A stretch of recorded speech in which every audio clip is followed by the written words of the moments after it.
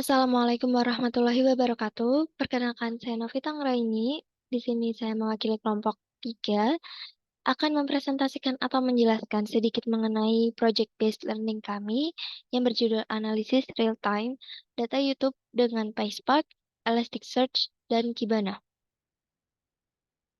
Untuk kelompok kami sendiri, yaitu kelompok 3, terdiri dari saya sendiri, Novita Anggraini NPM 104, Riko Okananta NPM 53, Awalidia Musafak NPM 88, Nadia Salsabila NPM 89, Amira Balkis NPM 91, dan Valentino Belardo NPM 109. Langsung saja, untuk flowchart sendiri, di sini dimulai dari YouTube, yang mana kami akan menggunakan data YouTube sebagai bahan untuk model kami atau bahan proses kami, yang mana dari data YouTube sendiri, di sini akan diambil beberapa metrik dari YouTube. Yang pertama ada jumlah like, kemudian ada tanggal di-upload, kemudian ada jumlah komentar, kemudian juga ada jumlah viewers atau jumlah menonton. Kemudian di sini kami lakukan data ingestion, yaitu perpindahan dari hasil scraping ini menuju ke PySpark Python. Untuk nantinya akan dilakukan processing atau pemodelan. Kemudian untuk data export, di sini kami juga berjaga-jaga untuk menyimpan hasil dari data scraping ini ke CSV untuk nantinya dapat digunakan atau sebagai arsip yang mana jika kita merunning ulang, kita akan kehilangan data yang sebelumnya. Nah, untuk mengantisipasi itu, maka kita save to CSV untuk nantinya dapat digunakan kembali. Nah, kemudian setelah data export, di sini data yang telah diubah ke CSV ini akan dilanjut atau diteruskan atau diproses dengan menggunakan Apache Spark Python atau PySpark. Di sini dilakukan processing berupa analisis sentimen data komentar YouTube, kemudian perhitungan atau analisis statistik dari metrik YouTube yang lain, yaitu data like, jumlah like, dan juga jumlah viewers atau atau juga dengan jumlah komentar. Nah, kemudian kita lanjut ke data export. Di sini untuk data export sendiri, kami tujuan utamanya adalah ke Elasticsearch. Namun untuk menuju ke Elasticsearch dan untuk mendapatkan jalan yang efisien dengan tanpa menginstal atau menggunakan software yang perlu diinstal di local PC, maka kami menggunakan Elastic Cloud.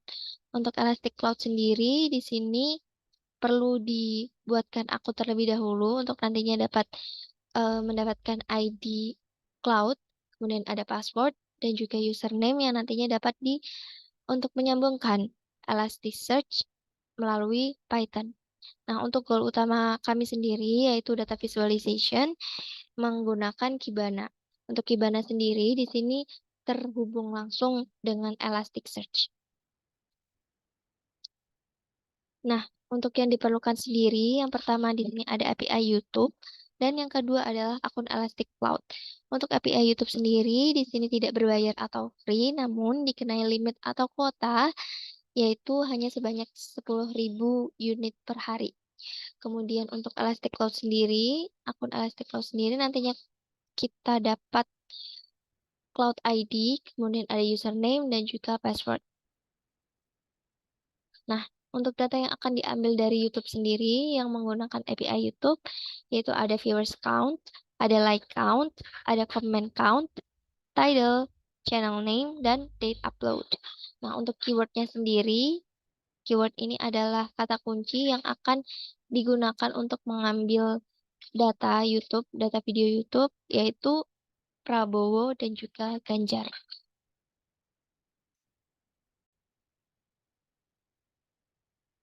Seperti yang sudah dikatakan sebelumnya atau disampaikan sebelumnya, bahwasannya API YouTube ini memiliki limit atau batasan. Untuk batasan sendiri di sini sebanyak 10.000 unit per hari. Nah, 10.000 ini memiliki semacam kalkulatornya, yang mana di sini ada research, method, dan juga cost. Cost di sini adalah nilai yang akan diambil dari kuota harian API YouTube jika kita menggunakan fitur-fitur yang ada di bagian method ini. Nah, untuk kami sendiri akan menggunakan di bagian komen. Di sini ada list karena kami akan mengambil komentar dan juga metrik-metrik statistik lainnya. Dan di sini hanya mengambil sejumlah 1 per komentarnya. Yang mana artinya perharinya kami dapat mengambil banyak komentar dalam sekali penarikan data.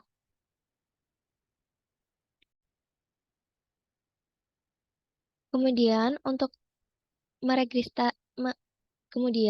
meregistrasikan API YouTube bisa dilakukan di website consultcloud.google.com. Di sini kita perlu membuat sebuah folder atau sebuah project yang mana nantinya kita akan bisa mendapatkan API YouTube melalui project yang sudah kita buat. Nah, untuk melihat key atau API key-nya, maka kita bisa gunakan show key. Nah, jika kita sama sekali belum membuat API key, maka kita bisa membuat di sini create credential dan pilih untuk API key.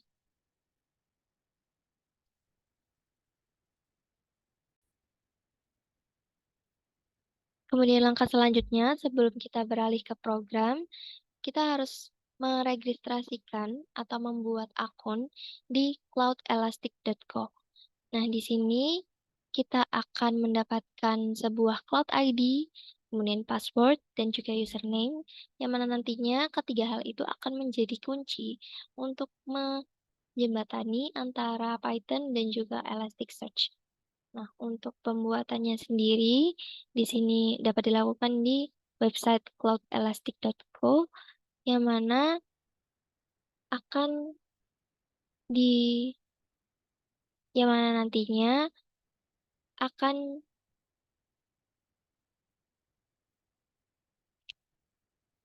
untuk pembuatan akun sendiri dapat dilakukan di website cloudelastic.co, yang mana di sini untuk cloud sendiri ini berbayar, namun ada free trial sebanyak atau selama 14 hari. Untuk kami sendiri di sini sudah menggunakan selama 5 hari, jadi tersisa 9 hari.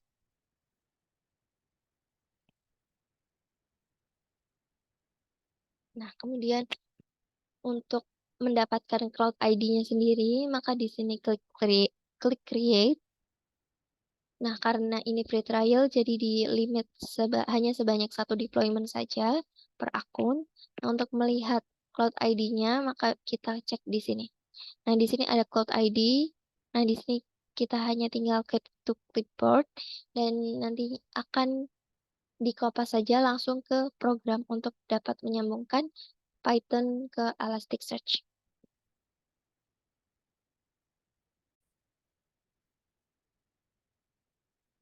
Kemudian kali ini kita akan beralih ke program. Yang pertama di sini ada inisialisasi.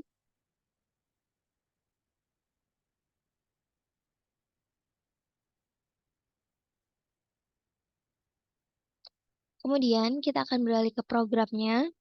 Yang pertama di sini yang harus kita lakukan di sini adalah ini. Kemudian kita beralih ke program. Hal pertama atau langkah pertama yang harus kita lakukan di sini adalah inisialisasi Elasticsearch. Jadi inisialisasi Elasticsearch ini harus dilakukan di awal pemrograman atau di awal project, karena jika dilakukan di tengah atau di akhir, Elasticsearch tidak bisa terkoneksi dengan Elastic Cloud. Jadi harus dilakukan di awal sesi pemrograman atau sesi program. Nah, di sini kita sudah dapatkan Elastic Cloud ID melalui website yang sudah diperlihatkan sebelumnya. Untuk Elastic Password di sini didapatkan oleh masing-masing akun. Nah, untuk basic author-nya di sini ada username dan juga Elastic Password. Untuk username sendiri sudah default berupa Elastic seperti itu. Nah, di sini kita tes jika kita sudah berhasil terkoneksi, maka akan terprint out string connected to Elasticsearch. Namun jika tidak, maka tertulis connection failed. Nah, untuk perundingannya sendiri, untuk yang pertama kali kita berhasil mengoneksikan ke Elasticsearch. Nah, kemudian ada untuk import. Nah, kemudian untuk selanjutnya ada import library. Ada beberapa library yang harus kita importkan. Yang pertama tentu saja ada Elasticsearch, kemudian ada PySpark, kemudian ada install YouTube DL, kemudian ada Kibana API, kemudian ada Py Elasticsearch, kemudian ada Sastrawi. Dan di sini beberapa modul atau beberapa function yang diimport melalui Python. Kemudian masuk ke langkah pertama, yaitu data collection. Di sini kita import library berupa Google API Client Discovery, kemudian Google API Client.error, dan Google OAuth. Nah, untuk baris yang keempat ini opsional karena pada dasarnya untuk menjalankan API hanya membutuhkan Google API Client saja. Nah, di sini untuk API service name-nya YouTube, kemudian versionnya version 3, kemudian developer key ini adalah kunci atau kode API yang sudah kita dapatkan. Kemudian di sini kita build untuk sessionnya. Nah, di sini ada beberapa fungsi. Yang pertama adalah search video for comments. Jadi di sini kita lakukan pengambilan data YouTube sebanyak 2 kali. Yang pertama adalah 5 baris atau 5 video untuk nantinya akan diambil komentarnya. Kemudian yang kedua ada 50 video untuk dianalisis secara statistik. Nah, di sini setelah ambil untuk 5 baris video, ada function untuk get video statistics, yang mana di sini akan diambil elemen-elemen berupa video ID, kemudian title, channel title, kemudian jumlah tampilan, jumlah like, jumlah komentar, dan tanggal unggah. Baik, di sini untuk yang diambil sendiri adalah keyword Prabowo dan juga keyword Ganjar. Nah, untuk keyword Prabowo sendiri menghasilkan 5 video karena telah kita batasi sebanyak 5 video. Di sini ada video ID, title, channel title, kemudian ada jumlah tampilan, jumlah like, jumlah komentar, dan tanggal unggah. Untuk Ganjar seperti ini, kemudian untuk Prabowo juga 5, sama. Selanjutnya kita ambil data YouTube sebanyak 40 baris, 5, mohon maaf. Selanjutnya kita lakukan pengambilan data YouTube kembali, yang kali ini sebanyak 50 raw atau 50 record untuk nantinya akan dilakukan analisis atau processing secara kuantitatif. Nah, di sini yang pertama sama untuk keywordnya sama, yaitu Prabowo dan juga Ganjar. Nah, untuk data frame pertama adalah data frame-nya milik Prabowo, keyword Prabowo. Di sini untuk kolomnya adalah sama, yaitu video ID, title, channel title, jumlah tampilan, jumlah like, jumlah komentar, dan tanggal unggah. Nah, di sini setelah Prabowo juga ada Ganjar yang juga sama sebanyak 50 row atau 50 baris.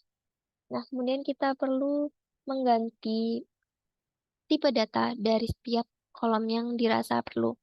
Nah, untuk tipe data dari video ID ini berupa string atau objek. Jadi tetap untuk title juga sama, begitu juga dengan channel title. Namun untuk jumlah tampilan, like, komentar, dan unggah yang awalnya adalah sama objeknya atau string di sini, perlu kita ubah menjadi integer, yang mana nantinya agar bisa diproses secara matematis atau statistik. Nah, kemudian kita lakukan pengambilan video. Mohon maaf. Selanjutnya, kita akan melakukan pengambilan komentar dari data frame yang pertama, yang sebanyak 5 row tadi. Di sini didapatkan sebanyak 31.463 row komentar untuk Ganjar, kemudian 113.535 row atau records untuk milik Prabowo.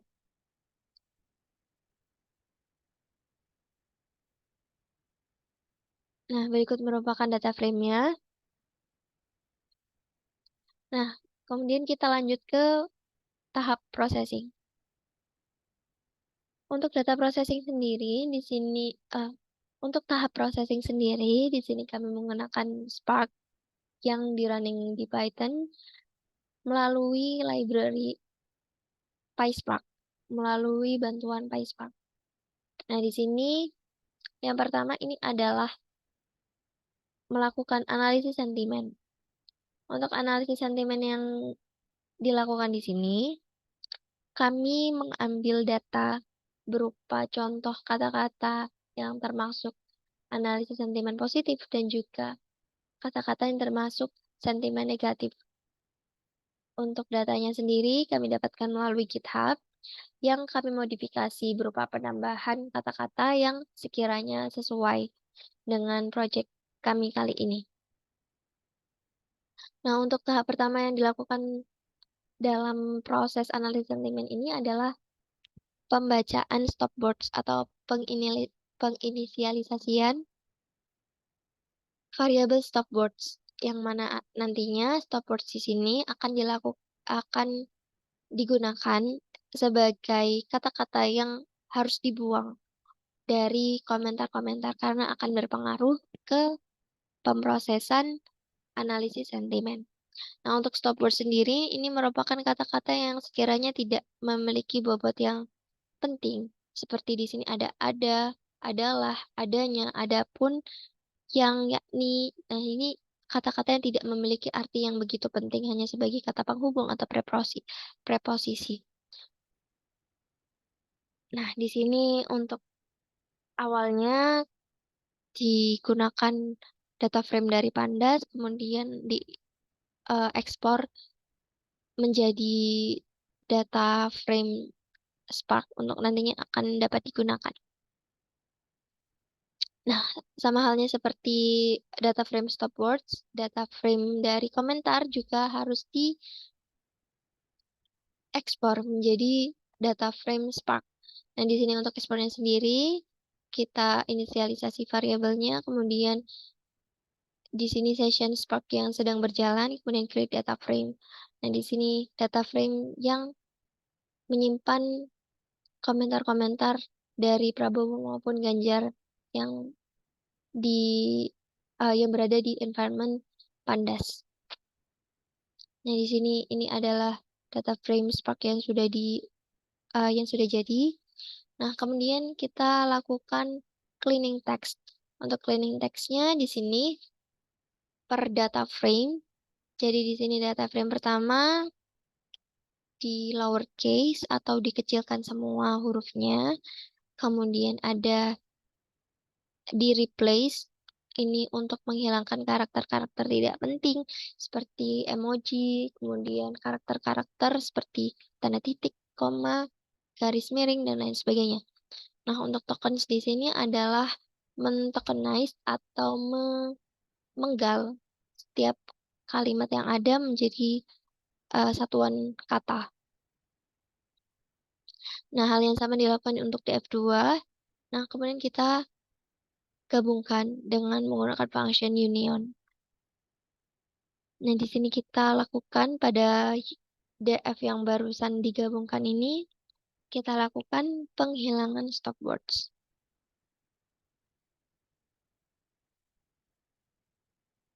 Nah, seperti yang sudah dikatakan sebelumnya, bahwasannya untuk analisis sentimen di sini kami menggunakan dataset analisis sentimen atau dataset kata-kata yang berupa sentimen positif atau sentimen negatif.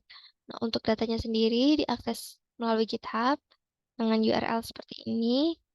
Nah, jika kata-kata yang ada dalam komentar itu bersesuaian dengan apa yang ada dalam data frame sentimen positif, maka komentar tersebut diklasifikasikan sebagai komentar positif. Begitu juga dengan negatif. Jika ada kata-kata dalam komentar yang memiliki kata atau mengandung kata yang terdapat pada data frame sentimen negatif, maka komentar tersebut dapat diklasifikasikan sebagai komentar negatif.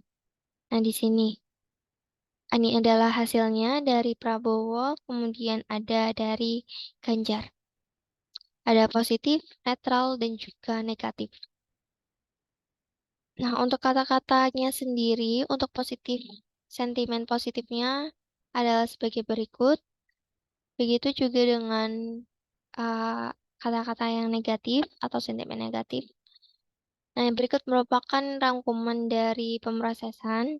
Didapatkan bahwasannya dalam komentar Prabowo, di sini sentimen positifnya ada 31.000 sekian, netralnya 69.000, negatifnya adalah 12.000. Dan di sini terlihat bahwa positifnya ini lebih banyak. Kemudian ada dari Ganjar, untuk positifnya sebanyak 8.900 sekian, dan negatifnya adalah 4.704.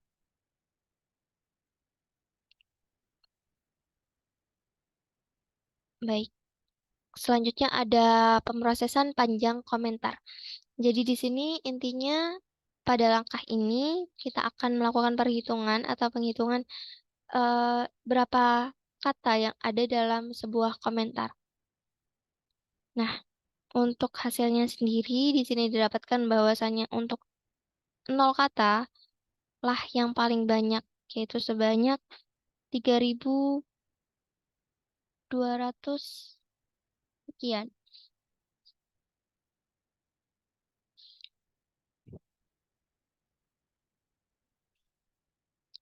Nah, nah dari tahap dari tahap penghitungan panjang kata di sini didapatkan bahwasannya yang paling banyak ini adalah sebanyak 3.603 kata. Mohon maaf, 3.603 komentar, yang mana memiliki panjang komentar 6 kata. Nah, di sini merupakan diagram atau grafiknya.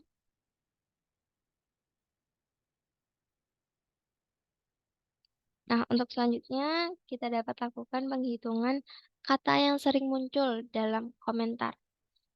Di sini kita dapatkan bahwasanya kata yang sering muncul di sini adalah keren, yang berjumlah 11.572 komentar yang mengandung kata keren. Ada Jokowi, ada trending, ada Prabowo, Presiden, Ganjar, pilih mantap Indonesia pemimpin.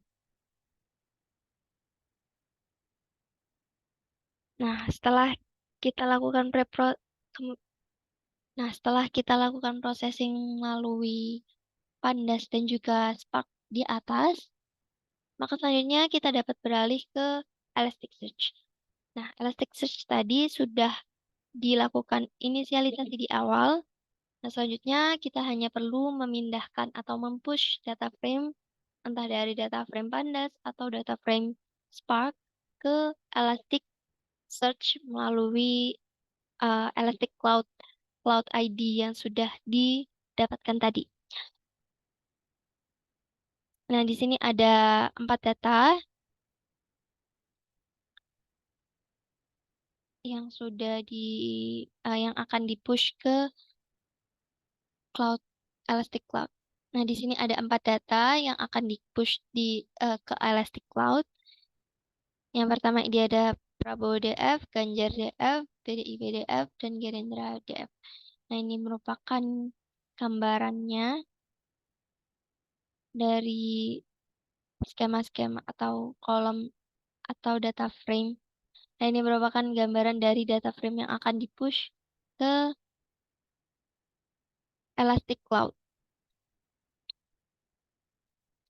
Nah, selanjutnya kita juga perlu mengubah ulang atau memastikan bahwasannya yang kita push ini adalah sesuai tipe datanya. Untuk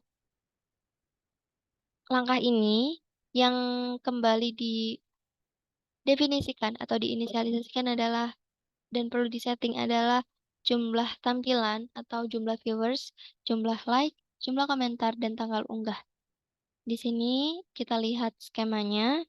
Untuk video ID sudah benar string, title juga sudah benar string, channel title ini string juga, kemudian untuk jumlah tampilan like dan komentar, ini ada integer, kemudian ada tanggal unggah adalah date, berupa date atau hari. Begitu juga dengan DF lainnya atau data frame lainnya. Nah, untuk mempushnya sendiri kita cek dulu untuk menggunakan info. ES di sini merupakan session dari Elasticsearch yang sudah diinisialisasi di awal. Nah, jika sudah berhasil mengeluarkan output seperti ini, objek API response, nama, cluster, dan lain sebagainya, maka artinya kita masih terhubung ke Elastic Cloud melalui runtime yang sama ini. Nah, selanjutnya kita lakukan transformasi data dari yang tadinya data frame menjadi JSON terlebih dahulu. Karena hal ini dilakukan karena Elasticsearch menggunakan bahasa pemrograman yang berupa SQL, semacam SQL. Jadi perlu ditransformasikan dari yang berupa data frame ke JSON. Terlebih dahulu jika kita ingin melakukan pembushan data atau pengeksporan data dari Python ke Elasticsearch menggunakan Cloud ID tadi. Nah, di sini terlihat bahwa kita sudah berhasil mempush atau memindah atau mengcopy data dari Python di sesi ini ke Elasticsearch. Nah, di sini kita inisialisasi juga indeks-indeksnya. Jadi data ini akan disimpan di indeks mana, kita definisikan di sini. Untuk data frame Ganjar akan disimpan ke Ganjar Stats, kemudian hal yang sama juga ke Prabowo Stats dan juga lain sebagainya.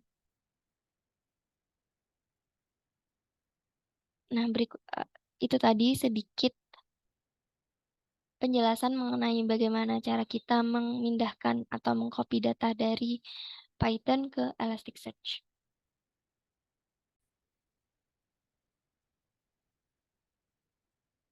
Kita telah melakukan langkah berupa collecting data, processing data, dan juga export data. Dan di sini kita sudah berada pada data storage kita, yaitu Elasticsearch, untuk mengecek apakah data yang kita push ini sudah masuk ke Elasticsearch. Kita cek melalui manage index life cycle di sini, kemudian kita ke index management. Dan ini bisa dicek melalui website dari Elastic Cloud sendiri. Nah, ini dia indeks yang sudah kita push tadi di sini. Sudah ada Ganjar Stats, Prabowo Stats, ada PDIP Stats, dan juga Gerindra Stats. Untuk Gerindra di sini belum ada karena kita belum push tadi. Nah, di sini sudah ada count-nya atau jumlahnya. Nah, di sini my video data ini berupa adalah komentar yang ada di Python tadi. Nah, untuk Prabowo Stat sendiri di sini ada 54. Nah, di sini mengapa 54 padahal datanya ada 50? Karena tadi sebelumnya saya sudah melakukan push data ke Elasticsearch di sini melalui Python.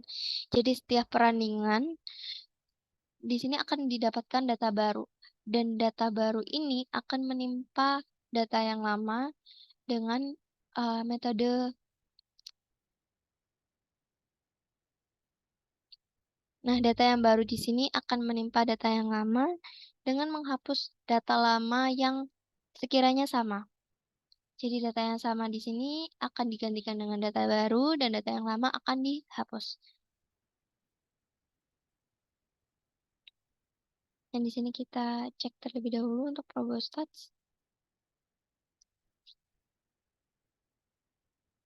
Baik, untuk visualisasinya sendiri, langsung saja kita menuju ke Kibana. Jadi di sini sudah ada dashboard dari Kibana. Kita pilih bagian pas dashboard.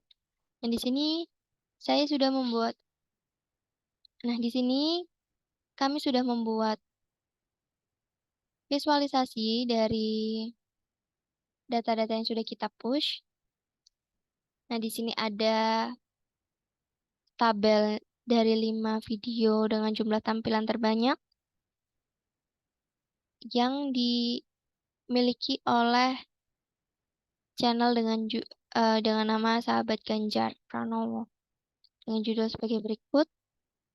Nah, kemudian ada metriknya. Di sini ada semacam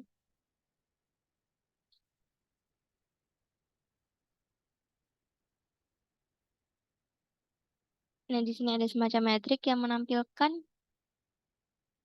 Nah, di sini kemudian di sini ada sebuah kotak metrik yang menampilkan jumlah komentar dari setiap video. Di sini untuk video dengan judul eksklusif Ganjar Pranowo dan Piala Dunia. Di sini komentarnya terbanyak yaitu sekitar 89.000. Kemudian disusul dengan restu Pak Jokowi untuk Ganjar. Di sini ada 21.000 sekian.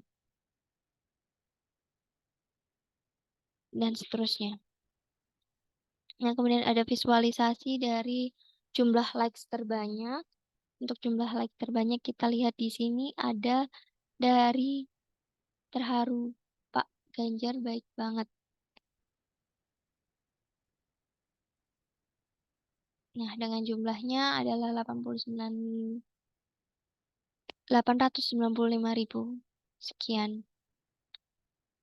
Oke, untuk selanjutnya ada visualisasi dari jumlah komentar terbanyak, yaitu dimiliki oleh video eksklusif Ganjar Pranowo dan Piala Dunia.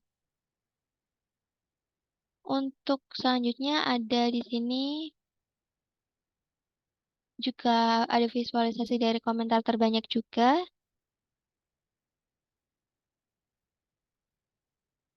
Dan kemudian ada channel YouTube yang mengupload video mengenai Ganjar dan juga Prabowo yang seringkali mengupload YouTube mengenai kedua tokoh tersebut, yakni ada yang terbanyak adalah Kompas TV sebanyak 8 video, ada Sahabat Ganjar Pranowo juga 8 video, Ganjar Pranowo sendiri, Kompas.com 4 video, Ganjar Media, Merdeka.com, Ganjaran App, Metro TV, Najwa Shihab, dan yang lainnya.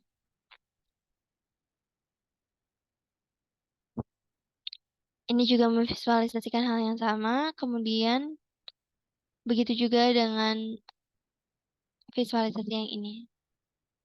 Sebenarnya masih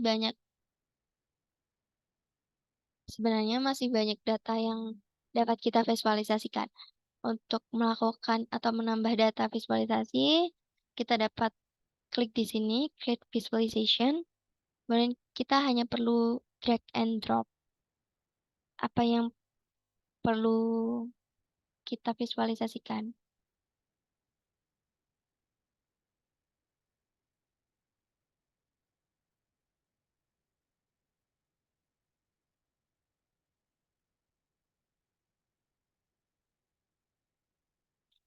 Nah, mungkin sekian penjelas.